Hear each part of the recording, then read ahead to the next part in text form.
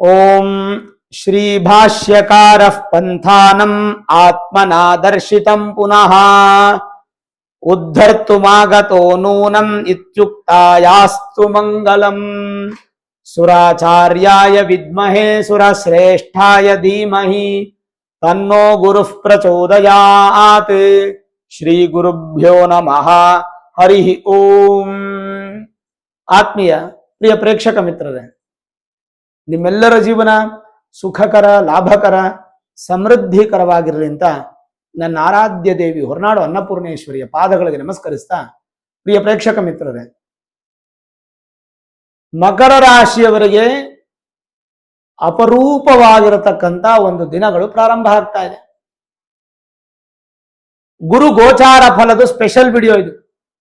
ಮಕರ ರಾಶಿಗೆ ಹೇಗಿರುತ್ತೆ, 2ನೇ ತಾರೀಕು 6ನೇ ತಿಂಗಳು 2026ರಿಂದ 15ನೇ ತಾರೀಕು 6ನೇ ತಿಂಗಳು 2027ನೇ ವರ್ಷದವರೆಗೂ ಸಂಪೂರ್ಣವಾಗಿ 379 ದಿನಗಳ ಕಾಲ ಮಕರ ರಾಶಿಯವರಿಗೆ ಅದ್ಭುತವಾದ ಸಮಯ ಅನ್ನುವಂಥದ್ದು ಪ್ರಾರಂಭ ಆಗ್ತಾ ಇದೆ.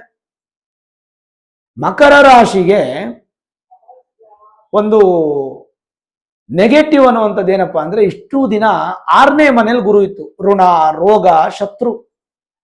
ಈ 1 ವರ್ಷದಿಂದ ಬರೀ ಶತ್ರುಗಳು ಜಾಸ್ತಿ, ಶತ್ರುಗಳಿಂದ ಕಾಟ, ರೋಗಗಳು, ಆರೋಗ್ಯದಲ್ಲಿ ಸಮಸ್ಯೆ, ನಿಮಗಿಲ್ಲ ಅಂದ್ರೂ ಕುಟುಂಬದವರಿಗೆ, ಇನ್ನು ಋಣ, ಸಾಲ ಮಾಡೋದು, ಲೋನ್ ಮಾಡೋದು, ಈ ತರದೆಲ್ಲ ಬಹಳ ನೊಂದಂತ ಒಂದು ರಾಶಿ ಮಕರ ರಾಶಿ. ಆದ್ರೆ ಈಗ ನೀವು ಮನೆಯಲ್ಲಿ ಪಾಯಸ ಮಾಡ್ಕೊಂಡು ಕುಡಿಬೇಕು. ನಿಮ್ಗೆ ಇಷ್ಟವಾಗಿರುವಂತ ಗಸಗಸೆ ಪಾಯಸನೋ, ಶಾವಿಗೆ ಪಾಯಸನೋ, ಹೆಸರುಬೇಳೆ ಪಾಯಸನೋ, ಏನೋ ಒಂದು ಪಾಯಸ ನಿಮ್ಗೆ ಇಷ್ಟವಾಗಿರೋದು ಮಾಡ್ಕೊಂಡು ಕುಡಿಬೇಕು ನೀವು ಜೂನ್ 2ನೇ ತಾರೀಕು. ಕಾರಣ, ಮಕರ ರಾಶಿಯವರಿಗೆ ಸಪ್ತಮ ಸ್ಥಾನಕ್ಕೆ ಗುರು ಬರ್ತಾ ಇದ್ದಾರೆ. ಸಪ್ತಮ ಅಂತಂದ್ರೆ ನೇರ ದೃಷ್ಟಿ, 7th ಹೌಸ್ ಅಂದ್ರೆ ನೇರ ದೃಷ್ಟಿ. ಗುರುವಿನ ಮನೆಯಿಂದ ಅಂದ್ರೆ ತಾನಿರುವ ಮನೆಯಿಂದ ನೇರವಾದಂತ ದೃಷ್ಟಿ ಮಕರ ರಾಶಿ ಮೇಲೆ ಬೀಳ್ತಾ ಇದೆ. ತನ್ಮೂಲಕ 100% ಪ್ರಭಾವಶಾಲಿ ಆಗಿರತಕ್ಕಂತ ಒಂದು ರಾಶಿಯಾಗಿ ಹೊರಹೊಮ್ಮುತ್ತಾ ಇದೆ, ಅದು ಮಕರ ರಾಶಿ. ಹಾಗಿದ್ರೆ ಮಕರ ರಾಶಿಯ ವೀಕ್ಷಕರಿಗೆ ಏನೆಲ್ಲ ಶುಭ ಫಲ ಇದೆ, ಇಷ್ಟು ದಿನ ಇದ್ದಂತ ಶತ್ರು ಬಾಧೆಗಳು, ರೋಗ ಬಾಧೆಗಳು, ಸಾಲ ಬಾಧೆಗಳು ನಿವಾರಣೆ ಆಗ್ಬಿಡುತ್ತಾ, ಐಶ್ವರ್ಯ ಪ್ರಾಪ್ತಿ ಆಗ್ಬಿಡುತ್ತಾ ಅನ್ನುವಂಥದ್ದನ್ನೆಲ್ಲ ತಿಳ್ಕೊಳ್ಬೇಕು ಅಂತಂದ್ರೆ ಮುಖ್ಯವಾಗಿ ನಾವು ಗುರು ಸ್ಥಾನವನ್ನ ತಿಳ್ಕೊಬೇಕು. ಗುರು ತಾನಿರುವ ಮನೆಗಿಂತ ತಾನು ನೋಡುವ ಮನೆಯನ್ನ ವೃದ್ಧಿ ಮಾಡ್ತಾನೆ ಅಂತ ಕರಿತೀವಿ. ತಾನಿರುವ ಮನೆ ಯಾವುದು? ಆ ಮನೆಯಿಂದ 5ನೇ ಮನೆ ದೃಷ್ಟಿ, 7ನೇ ಮನೆ ದೃಷ್ಟಿ, 9ನೇ ಮನೆ ದೃಷ್ಟಿ, 3 ದೃಷ್ಟಿಗಳು ಗುರುಗೆ ತುಂಬಾ ಬಲಿಷ್ಠವಾಗಿರುತ್ತೆ.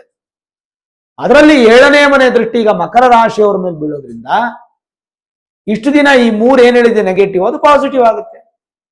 ಆರೋಗ್ಯದಲ್ಲಿ ಅಭಿವೃದ್ಧಿ ಆಗುತ್ತೆ, ಹೆಲ್ತ್ ಅನ್ನೋದು ನಿಮಗೆ ತುಂಬಾ ಚೆನ್ನಾಗಿರುತ್ತೆ, ರೋಗ ಬಾಧೆಗಳು ನಿಮಗೆ ದೂರವಾಗುತ್ತೆ, ಜೊತೆಗೆ ಶತ್ರುಗಳು ದೂರವಾಗ್ತಾರೆ. ಯಾರಾದ್ರೂ ಶತ್ರುಗಳಿದ್ರು ಮಿತ್ರರಾಗಿ ಅವರಿಂದ ಉಪದ್ರವಗಳು ದೂರ ಆಗುತ್ತೆ. ಇನ್ನು ಋಣ ಅಂತೀರಾ, ಇಷ್ಟು ದಿನ ಏನೋ ಸಾಲ ಮಾಡಿದಿರೋ ಅದನ್ನ ತೀರಿಸ್ತಾ ಬರ್ತೀರಾ, ಹೊಸ ಸಾಲ ಮಾಡದೇ ಇದ್ದಂಗೆ ಬ್ಯಾಲೆನ್ಸ್ ಮಾಡ್ಕೋಬೇಕು. ತೀರ್ಸಕ್ಕೆ ಸಪೋರ್ಟ್ ಮಾಡ್ತಾನೆ, ಅಯ್ಯೋ ದುಡ್ಡು ಚೆನ್ನಾಗಿ ಕೊಡ್ತಾ ಇದ್ದಾನಲ್ಲ ಭಗವಂತ ಅಂದ್ಬಿಟ್ಟು ಅದನ್ನು ಖರ್ಚು ಮಾಡೋದು ಜಾಸ್ತಿ ಮಾಡಕ್ ಹೋದ್ರೆ ಅಲ್ಲಿ ಸಮಸ್ಯೆಗೆ ನೀವು ನಿಂತ್ಕೋತೀರಾ. ಖಂಡಿತ ಆ ಒಂದು ಪರಿಸ್ಥಿತಿಗೆ ಬರೋದು ಬೇಡ. ಯಾವ ಕಾರಣಕ್ಕೂ ಸಾಲ ಮಾಡಬೇಡಿ. ಸರಿ, ಹಾಗಾದ್ರೆ ಗ್ರಹಗಳು ನಮಗೆ ಯಾವತ್ತೂ ಕೂಡ ಬಹಳಷ್ಟು ಅದ್ಭುತವಾದ ಫಲಗಳು ಕೊಡುತ್ತೆ. ನಿಮಗೆ ತಿಳಿದಿರಲಿ, ಕಲಿಯುಗದಲ್ಲಿ ಭಗವಂತ ನೇರ ಫಲವನ್ನ ಕೊಡೋದಿಲ್ಲ. ಈ ಒಂದು ಲೈನ್ ಅನ್ನ ಅಂಡರ್ಲೈನ್ ಅಥವಾ ಮಾರ್ಕ್ ಮಾಡಿ ಇಟ್ಕೊಳ್ಳಿರಿ. ಕಲಿಯುಗದಲ್ಲಿ ಭಗವಂತ ನೇರವಾದ ಫಲವನ್ನ ಕೊಡೋದಿಲ್ಲ. ಯಾವ್ದ್ರ ಮುಖಾಂತರ ಕೊಡ್ತಾರೆ? ಗ್ರಹವೈ ದೇವಾಹ, ಅಂದ್ರೆ ಗ್ರಹಗಳ ಮುಖಾಂತರವಾಗಿ ನಿಮಗೆ ಒಳ್ಳೆಯದು ಕೆಟ್ಟದನ್ನ ಕೊಡುವಂಥದ್ದು ಭಗವಂತ. ಅಂದ್ರೆ ಈಗ ಭಗವಂತ ಮತ್ತೆ ಭಕ್ತರ ಮಧ್ಯದಲ್ಲಿ ಗ್ರಹಗಳು ನಿಂತಿದೆ. ಆ ಒಂದು ಕಾರಣಕ್ಕೆ ಕಲಿಯುಗದಲ್ಲಿ ಗ್ರಹ ಶಾಂತಿ ಅನ್ನುವಂಥದ್ದು ತುಂಬಾ ಫೇಮಸ್. ಯಾರು ನೋಡಿದ್ರು ಗ್ರಹ ಶಾಂತಿ, ಗ್ರಹ ಶಾಂತಿ. ಟೈಮ್ ಚೆನ್ನಾಗಿಲ್ವಾ, ಗ್ರಹ ಶಾಂತಿ ಮಾಡಿಸಿ. ಶನಿ ಚೆನ್ನಾಗಿಲ್ವಾ, ಶನಿ ಶಾಂತಿ ಮಾಡಿಸಿ. ಗುರು ಚೆನ್ನಾಗಿಲ್ವಾ, ಗುರು ಶಾಂತಿ ಮಾಡಿಸಿ. ಯಾಕಂದ್ರೆ ಗ್ರಹ ಶಾಂತಿ. ಸರಿ, ಹಾಗಾದ್ರೆ 7ನೇ ಮನೆಯಲ್ಲಿದ್ರೆ ಏನ್ ಹೇಳುತ್ತೆ ಅಂತಂದ್ರೆ, ಶಾಸ್ತ್ರ ಪ್ರವೀಣೈರ್ಹಿ ವಿಚಾರಣೀಯಂ ಕಲತ್ರ ಭಾವೇ ಕಿಲ ಸರ್ವಮೇತತ್ ವಿವಾಹ ಮದನ ಲೋಕ ಭಾರ್ಯ ಭರ್ತ್ಯ ಸಮಾಗಮಾಹ ಶಯ್ಯಾಸ್ತ್ರೀ ಸಪದ್ಮಷ್ಟಾರ್ಥ ಮೈಥುನಾನ್ಯಪಿ ಸಪ್ತಮ. ಸ್ತೋತ್ರ ಹೇಳುತ್ತೆ 7ನೇ ಮನೆ ಎಷ್ಟು ಬಲಿಷ್ಠ ಇರುತ್ತೆ ಅಂತ ಹೇಳುತ್ತೆ. 7ನೇ ಮನೆಯಲ್ಲಿ ಗುರು ಇದ್ದಾಗ ಏನು ಫಲ? ಗುರು ಸಪ್ತಮದಲ್ಲಿ ಗೋಚಾರದಲ್ಲಿದ್ದಾಗ ಮಕರ ರಾಶಿಯವರಿಗೆ ಉತ್ತಮವಾದ ವೈವಾಹಿಕ ಜೀವನ. ಮದುವೆ ಸೆಟ್ ಆಗದೆ ಸುಮಾರು 4-5 ವರ್ಷಗಳಿಂದ ಪ್ರಯತ್ನ ಪಡ್ತಾ ಇರೋರು ಸಡನ್ ಸೆಟ್ ಆಗಿ ಮದುವೆ ಆಗ್ಬಿಡುತ್ತೆ.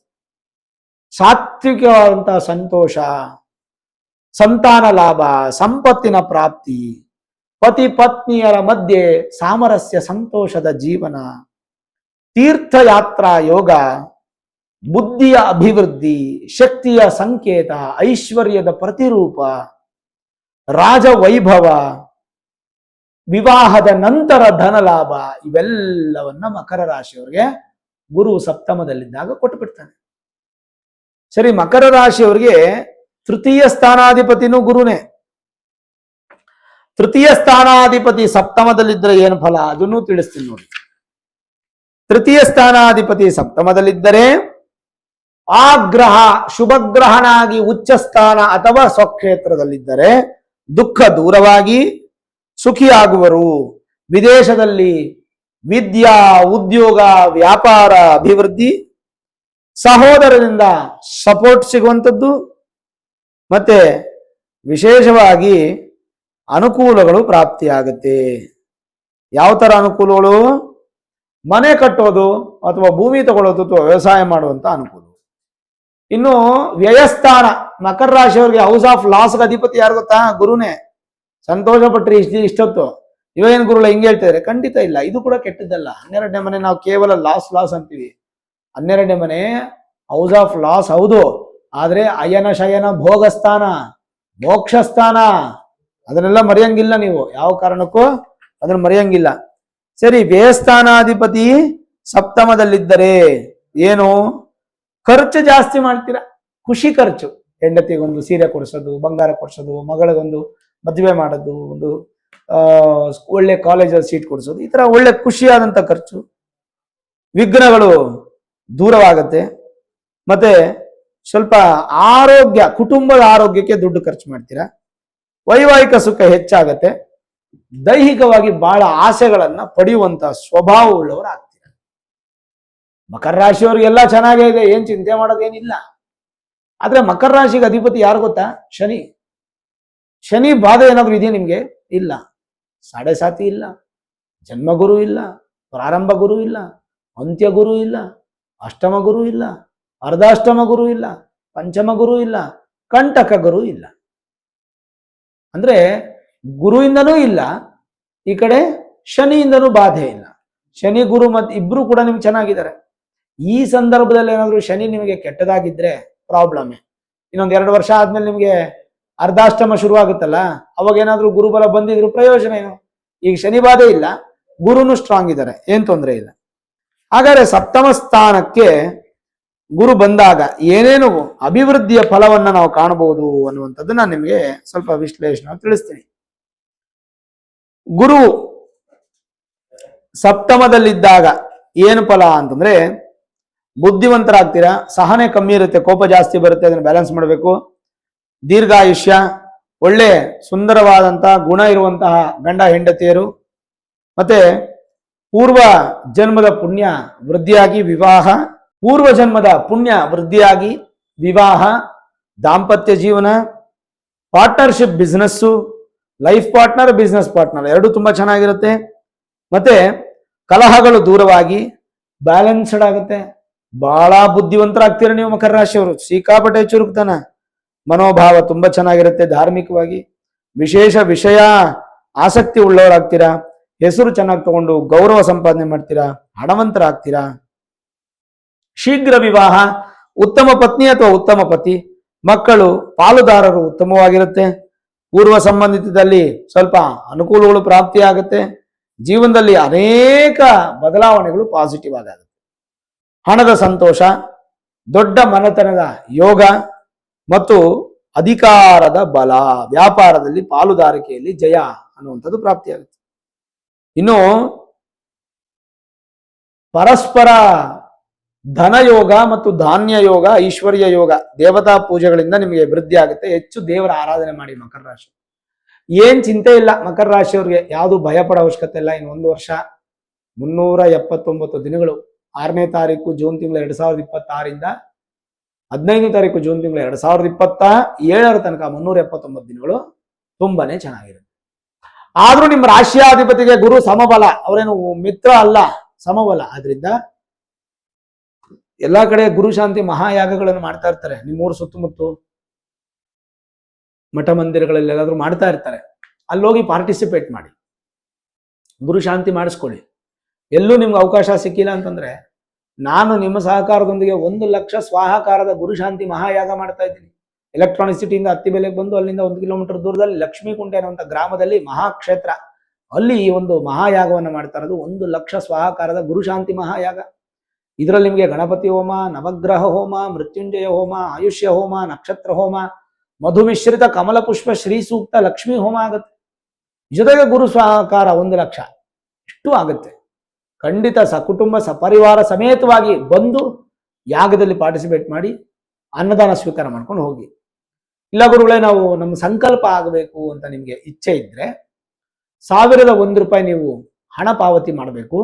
8431384001 ಅನ್ನುವಂಥ ನಂಬರ್ಗೆ ನೀವು ಫೋನ್ ಮಾಡಿದ್ರೆ ನಿಮಗೆ ಡೀಟೇಲ್ಸ್ ಅನ್ನು ಕಳಿಸ್ಕೊಡ್ತಾರೆ ವಾಟ್ಸಪ್ಪಲ್ಲಿ. ಅದನ್ನು ಫಿಲ್ ಮಾಡಿ ಕಳಿಸಿ. 1001 ರೂಪಾಯಿ ಒಬ್ಬರು ಕಳಿಸಿದ್ರೆ ನಿಮ್ಮ ಹೆಸರಿಗೆ ರಿಜಿಸ್ಟ್ರೇಷನ್ ಆಗುತ್ತೆ. ಪೂಜಾ ಯಾಗದಲ್ಲಿ ನಿಮ್ಮ ಗೋತ್ರ, ನಕ್ಷತ್ರ, ರಾಶಿ, ಹೆಸರು ಹೇಳಿ ಸಂಕಲ್ಪ ಮಾಡಿ ಹೋಮದ ನಂತರ ಕರುಂಗಲಿ ಮಾಲಾ ಅನ್ನುವಂಥದ್ದು ಪ್ರಸಾದವಾಗಿ ನಿಮಗೆ ಕೊರಿಯರ್ ಮುಖಾಂತರ ಮನೆಗೆ ಕಳಿಸಲಾಗುತ್ತೆ. ಕರುಂಗಲಿ ಮಾಲೆಯನ್ನ ನೀವು ಧರಿಸೋದ್ರಿಂದ ನೆಗೆಟಿವ್ ಎನರ್ಜಿ ದೂರವಾಗಿ ಪಾಸಿಟಿವ್ ಎನರ್ಜಿ ಇನ್ಕ್ರೀಸ್ ಆಗುತ್ತೆ. ಹಾಗಾಗಿ ಯಾರು ಸಂಕಲ್ಪ ಮಾಡ್ಕೊಳ್ಬೇಕು ಅಂತ ಇಚ್ಛೆ ಇದ್ದೀರೋ ಅಂತವ್ರು ರಿಜಿಸ್ಟ್ರೇಷನ್ ಮಾಡ್ಕೊಳ್ಳಿ. ಸಂಕಲ್ಪ ಮಾಡಿದವ್ರು ತುಂಬಾ ದೂರ ಇದೀವಿ ಬರಕ್ಕಾಗಲ್ಲ ಅಂತಂದ್ರೆ ಲೈವ್ ಸ್ಟ್ರೀಮ್ ಅಲ್ಲಿ ನೀವು ಫೇಸ್ಬುಕ್ ಮತ್ತೆ ಯೂಟ್ಯೂಬ್ ಅಲ್ಲಿ ನೋಡ್ಬೋದು. ನೀವು ಪೂರ್ತಿ ವಿಡಿಯೋ ಬೆಳಗ್ಗೆ 5:30 ಮಧ್ಯಾಹ್ನ 1:30-2 ಗಂಟೆವರೆಗೂ ಪೂರ್ತಿ ವಿಡಿಯೋನ ಲೈವ್ ಸ್ಟ್ರೀಮ್ ಅಲ್ಲಿ ನೀವು ನೋಡ್ಬೋದು. ಅದೊಂದು ಪಾಸಿಟಿವ್ ಅವಕಾಶ. ದುಡ್ಡು ಕೊಟ್ಟವರೇ ಬರ್ಬೇಕಾ? ಹಂಗಿಲ್ಲ, ಎಲ್ಲರೂ ಬರ್ಬೋದು. ದೇವರ ದರ್ಶನ ಮಾಡಕ್ಕೆ, ದೇವರ ಆಶೀರ್ವಾದ ಪಡೆಯಕ್ಕೆ ಏನ್ ಬೇಕು, ಯಾರ್ದಪ್ಪಣೆ ಬೇಕು, ಲೋಕ ಕಲ್ಯಾಣಾರ್ಥವಾಗಿ ಮಾಡ್ತಾ ಇರ್ತಕ್ಕಂಥ. ಹಾಗಾಗಿ ಈ ಯಾಗಕ್ಕೆ ಪಾರ್ಟಿಸಿಪೇಟ್ ಮಾಡಿ ಭಗವಂತನ ಆಶೀರ್ವಾದ, ಕೃಪಾಶೀರ್ವಾದ ಪಡ್ಕೊಳ್ಳಿ. ಇದು ಎಲ್ಲಿ ಅಂತ ಲೊಕೇಶನ್ ಬಂದು ನಿಮಗೆ ಫಸ್ಟ್ ಕಮೆಂಟ್ ಅಲ್ಲಿ ಪಿನ್ ಆಗಿರುತ್ತೆ, ಅದನ್ನು ನೋಡಿಕೊಂಡು ಖಂಡಿತ ನೀವು ಬನ್ನಿ. ಯಾಗವನ್ನ ಪರಿಪೂರ್ಣವಾಗಿ ಆ ವೈಬ್ರೇಷನ್ ಅನ್ನು ಫೀಲ್ ಮಾಡಿ ಗುರುಗಳ ಆಶೀರ್ವಾದನ ಪಡ್ಕೊಳ್ಳಿ.